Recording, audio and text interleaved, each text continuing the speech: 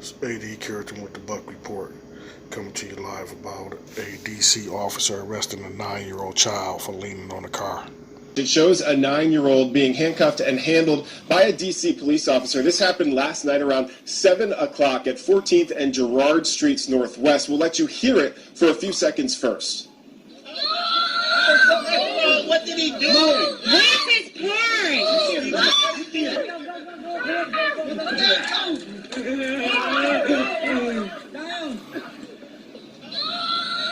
And here's that video full screen. We've blurred both the officers and the child's faces. Both police and the boy's mom say this started when the boy was leaning on a car. Police told him to get off. He talked back to the officer, who then gave chase. You see the officer bring the boy down to the ground and wrestle with him for a bit to put him in cuffs. The boy was screaming nearly the entire time. He even soiled his pants during the tussle. We spoke to both the boy and his mom a few hours ago, and get this, she also works in law enforcement.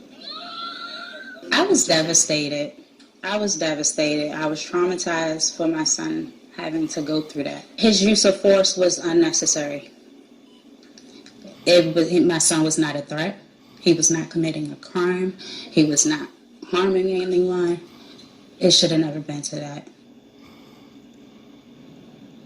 And with Autumn Drayton's permission, we spoke to her son about what happened to him. I asked him how he felt in those moments when he was being handcuffed. Listen. Scared. Why? Because I was in handcuffs. I thought I was locked up. It hurted. And the mom says that she was never contacted by D.C. police. She found out what happened through a family member. Police say that they are investigating that officer's actions right now. The child was not charged and was released to his parents. At 10:45, we're going to have more with a one-on-one with Police Chief Peter Newsham about this incident and those other high-profile juvenile incidents. You talked about some of those. It reminds me of those incidents on Capitol Hill. Police handcuffed a 10-year-old boy during a robbery investigation back in March. Officers also handcuffed or conducted a controversial stop and frisk of some young boys in Southeast back in January. What exactly is police protocol for dealing with kids young like this when their parents aren't around? Well, Sean, I think it's important to mention in that first case,